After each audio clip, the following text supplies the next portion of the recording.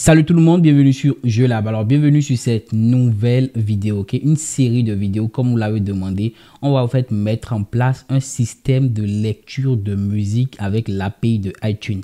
Ça c'est en fait l'occasion pour vous de pouvoir en fait voir comment en fait utiliser React.js. Donc en première partie, je vais vous montrer en fait les fonctionnalités qu'on veut mettre en place sur notre nouvelle application React qu'on va mettre en place. En deuxième partie, je vais vous montrer, ok, les prérequis nécessaires que vous devez au fait avoir pour ne pas me perdre au fur et à mesure des différentes vidéos qui vont sortir. Et en troisième partie ici, je vais vous montrer la fonctionnalité, c'est-à-dire le site en réalité qu'on veut mettre en place avec React. Donc là, on peut passer sur mon ordinateur et je vais vous montrer tout cela. Alors là, on est sur mon ordinateur, hein, comme vous le voyez. Donc ici, on va d'abord voir un peu, comme je l'ai dit, tout ce qu'on veut mettre en place sur notre site internet. Donc ici, on veut pouvoir en fait rechercher une musique. Donc ici, pouvoir rechercher la musique. Donc une fois qu'on arrive à rechercher la musique, on veut faire en fait un système d'ajout, ok, de musique à une liste de favoris. C'est-à-dire, on pourra en fait ici, lorsque on va chercher une musique, on pourra l'ajouter, on pourra ajouter cette musique là à une liste de nos favoris pour pouvoir le réécouter après. Et en troisième partie, on peut en fait supprimer en fait une musique de ses favoris. Et en dernière partie ici, on peut pouvoir lire une musique, c'est-à-dire écouter la musique.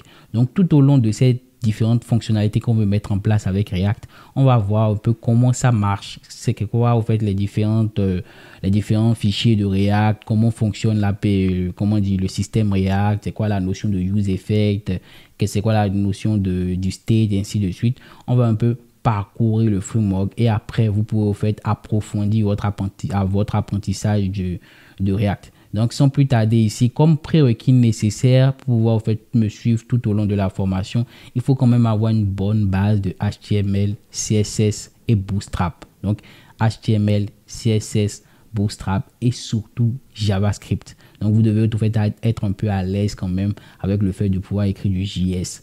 Comment manipuler les tableaux et tout, c'est ce qu'on va faire tout au long de cette partie là. Donc si vous avez une bonne notion en JS, tout le reste, petit à petit, vous allez voir un peu comment ça marche.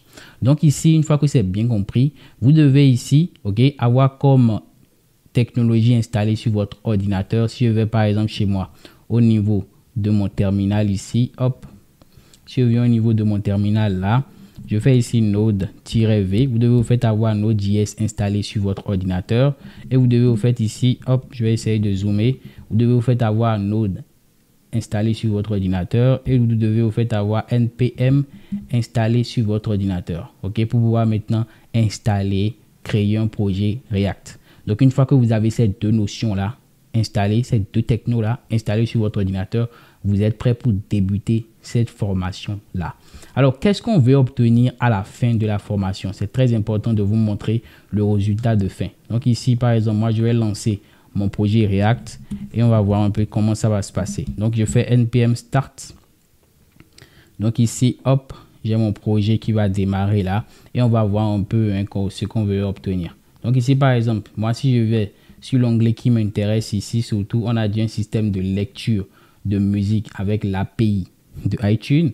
Donc ici par exemple, je viens sur cette partie là, hop, je me trompe un peu, autant pour moi. Donc ici on aura en fait une barre comme ceci et on pourra en fait chercher une musique, ok, en tapant en fait le nom de la musique là. Par exemple, si je mets ici Davido, vous allez voir ici, hop, qui va en fait aller chercher toutes les informations liées à Davido. Donc ici par exemple, si je viens au niveau de ma console, vous voyez qu'ici il utilise au fait une API. Donc l'API me renvoie au fait ces informations là et moi au fait j'utilise au fait ça et j'affiche ici au fait. Donc ici ce qui m'intéresse, par exemple, j'arrive au fait à afficher la liste des musiques. Donc si je tape n'importe quelle artiste, hein, je tape par exemple ici Chris Brown, je fais search, automatiquement il va réactualiser, il va m'afficher au fait toutes les informations liées à la recherche que je veux faire au fait ici. Donc ici vous voyez que ici il m'affiche les informations liées à ça, voilà, les musiques liées à l'artiste que j'ai entré. Et ici je peux ici écouter la musique, vous voyez. Je vais diminuer mon volume autant pour moi. Donc vous voyez, je peux écouter la musique. Je peux au fait ici ajouter cette musique là à mes favoris. Donc ici on va revoir après le bootstrap, mais c'est pas l'objectif ici. Donc je peux ajouter ça à mes favoris comme ceci, hop, comme ceci. Donc ici, une fois que c'est ajouté, vous voyez ici liste des favoris. Je peux maintenant le supprimer. Voilà. Paf. Donc en fait, c'est une fonctionnalité assez simple. Un site très basique qu'on veut mettre en place juste au fait pour parcourir le framework React.js et voir un peu comment ça marche. Donc si vous êtes prêts, c'est parti. Donc première chose maintenant, on va en fait essayer d'installer notre projet React. Donc pour installer un projet React, si je me rends directement au niveau de la documentation, vous voyez que ici il me dit voilà la version de Node.js que je dois avoir. Voilà la version de NPM que je dois au fait avoir sur mon ordinateur. Donc, ce que je vous ai dit tout à l'heure, vous voyez que c'est très important d'avoir au fait ces deux notions-là, ces deux technologies installées sur votre ordinateur. Donc, ne vous embrouillez pas quand je dis notion ou terme. Vous le prenez comme vous voulez, mais ce sont en fait des technologies, okay, des librairies en réalité que vous devez au fait avoir sur votre ordinateur pour que cela marche correctement. Sinon, vous aurez beaucoup de problèmes à installer ou à créer un projet React. Donc, Node-V pour voir la version disponible sur votre ordinateur pour voir si c'est bien installé et NPM pour voir aussi si c'est bien installé. Donc ici, il vous préconise au fait d'utiliser la version 14.0.0, ok, la version minimum, et ici la version 5.6 de NPM. Donc vous vérifiez si vous avez bien toutes ces versions là, ok, c'est-à-dire une version supérieure ou égale à ça, et pareil pour NPM. Donc une fois que c'est prêt, maintenant on va voir comment au fait créer notre projet React. Donc la commande pour créer un projet React ici, c'est de taper cette commande là, npm, ok, create-react app, comme ceci, et vous mettez ici le nom de votre projet React. Donc nous on va faire la même chose. Donc ici, je vais me rendre au niveau de mon terminal, je vais me rendre au niveau de mes projets, ok, React, et ici je vais mettre cette commande là. Donc ici, moi je vais juste changer ce nom, je vais mettre my-music. Donc ici, eux, ils ont mis my app. Moi, je vais mettre ici my music. Ok. Donc, une fois que c'est fait, je valide et vous allez voir qu'il va commencer par m'installer, ok, mon projet React. C'est-à-dire ici, dans notre cas, c'est my music. Donc ici, vous voyez qu'il lance l'installation. Donc, pareil chez vous, ça va prendre un peu du temps si c'est la première fois que vous créez un projet React sur votre ordinateur, mais c'est normal. Donc, je vous donne rendez-vous une fois que cela sera installé. Donc là, on a notre projet React qui est prêt. Ok, maintenant, on va essayer de l'ouvrir. Une fois qu'on va l'ouvrir, on va en fait parcourir tous les fichiers qui sont à l'intérieur de notre dossier My Music. Et on va en fait commenter ça. Je vais vous montrer un peu comment ça marche, qu'est-ce qui sert à quoi, ainsi de suite. Donc là, je vais me rendre dans mon projet My Music. Donc ici, moi, j'utilise comme éditeur de code pour cette formation-là. Je vais utiliser IntelliJ ou PHP Storm. Vous pouvez en fait utiliser chez vous VS Code, ainsi de suite. Cela dépend de vous, de la manière dont vous êtes à l'aise sur les technologies. Donc ici, on n'a pas de problème avec ça. Vous pouvez utiliser VS Code, comme vous pouvez en fait utiliser PHP Storm, comme vous pouvez en fait utiliser Sublime, ainsi de suite. Cela dépend de vous.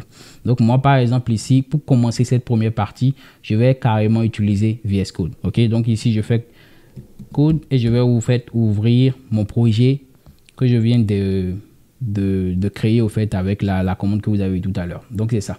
Donc une fois créé, maintenant vous voyez ce qu'on a sur cette partie là. On a le dossier Node module. Ok, on a le dossier Node module. Attendez, je vais essayer de zoomer pour qu'on puisse bien voir. Voilà, on a le dossier Node module, on a le dossier public, on a le dossier src, on a au fait le point gitignore, on a le package.log.json, on a le package.json et on a la dernière partie qui est le fichier read m.d. Donc pour tous ceux qui connaissent ça, c'est un fichier déjà pour commencer directement sur le premier fichier qui est le readme.md. C'est un fichier où on peut au fait mettre au fait des commentaires et tout, les installations, les différentes étapes que vous avez suivies pour installer des librairies, ainsi de suite. Bref, c'est comme une petite documentation de votre projet. Ok, ça c'est le dossier react.md. Après, le fichier package.json, au fait, c'est ici qu'il y a au fait tous les dépendances qu'on a installées. Si on a installé des dépendances, voilà, dépendances de PDF, dépendances de, par exemple, de Three.js, bref, toutes les dépendances, toutes les librairies nécessaires, ok, vous voulez installer, vous le mettez ici. Donc ici, par exemple, vous remarquez que React, lorsqu'on crée notre projet React, il vient avec quelques dépendances déjà de base. Il y a la dépendance de React, c'est normal parce que c'est un projet React. Après, au fait, ici, il y a la commande déjà pour lancer notre projet React. Donc ici, il nous dit qu'au lieu de taper cette commande React Script Start, on peut taper la commande npm start pour lancer notre projet. On peut taper la commande npm build pour builder le projet. On peut taper la commande npm test pour lancer les tests unitaires, les tests fonctionnels de notre projet. Donc ici, ça c'est le package.json. Après ça, on a la partie, le fichier package.log.json où ici, au fait, il a tous les librairies, au fait, il a eu un installé. C'est-à-dire les librairies précédentes, ainsi de suite. Tout est ici. Donc, vous n'aurez jamais à toucher à cela. Mais au cas où vous aurez des bugs, vous aurez peut-être amené à supprimer le fichier package.log.json. Et lorsque vous allez lancer une commande npm, au fait, install, il va, au fait, régénérer ce document là. Mais ça, c'est pas un problème, on va le voir tout à l'heure. Je vais essayer de supprimer le fichier package.log.json, le fichier node module aussi, et on va voir comment ça se régénère. Ok, donc une fois que c'est fait, on a la partie .git, le fichier .git ignore ici, où vous avez tous les fichiers qui seront pas au fait envoyés sur votre Git. Donc je pense que tout ça vous le connaissez, vous êtes quand même habitué à créer des projets React, pas React forcément, mais Angular. Donc ici, le fichier .ignore, au fait, on met tous les fichiers, les dossiers qu'on souhaite ne pas au fait envoyer sur notre Git. Ok, c'est tout. Donc ici, venons sur ce qui nous intéresse, c'est le dossier SRC.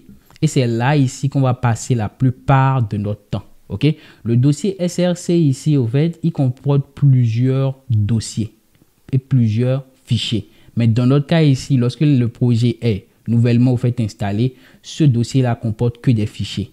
Donc, les fichiers qui nous intéressent essentiellement ici, c'est le fichier app.js, ok, app.css et le dernier fichier, c'est le fichier index.js. Alors, je vais vous expliquer cela tout à l'heure, mais déjà, avant de continuer, je vais rapidement vous montrer ce que j'ai dit tout à l'heure.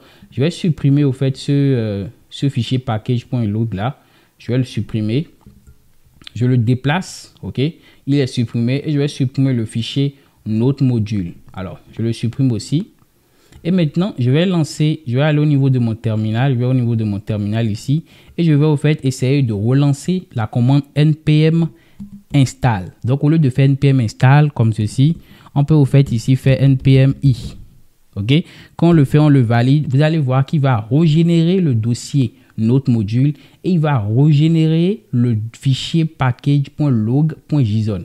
Alors, on va le voir tout à l'heure. Chez moi, ça va prendre du temps. Ça serait pareil chez vous sûrement. Mais après, vous allez voir que tout sera installé. Donc ici, ça prend du temps.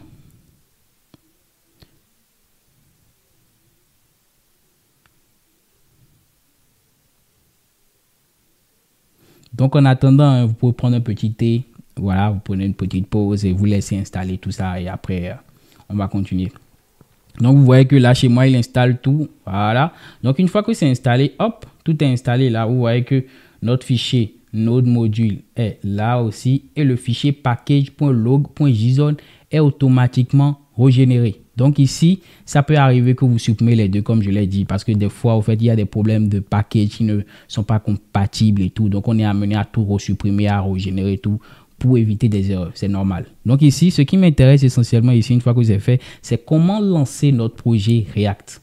Donc, je vous ai dit tout à l'heure que pour lancer notre projet React, ici, c'est cette commande qu'il faut taper. Je repars au niveau de mon package.json et je vais taper cette commande-là, npm start. Alors, pour là, je vais directement au niveau de mon terminal ici et je vais essayer de le lancer. npm start. Hop.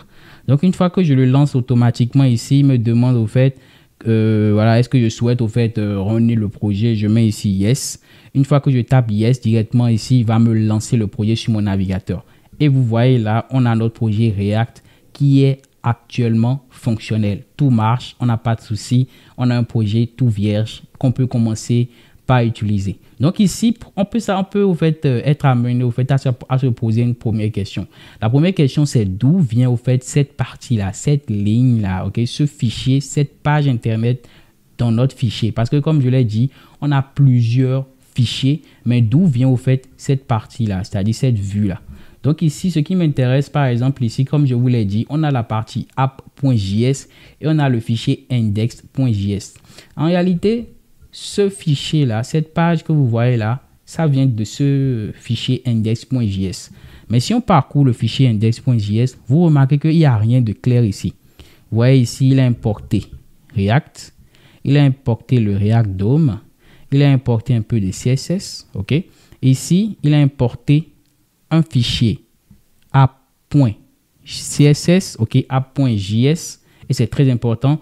En réalité, je parle de fichier, mais vous allez voir au fur et à mesure qu'on parle d'un composant. C'est un composant au fait. Donc ici, on voit au fait qu'il a importé ce composant-là. Et après, il a ajouté ce composant ici. Cette partie-là, bon, on peut l'enlever parce qu'on ne s'en sert pas.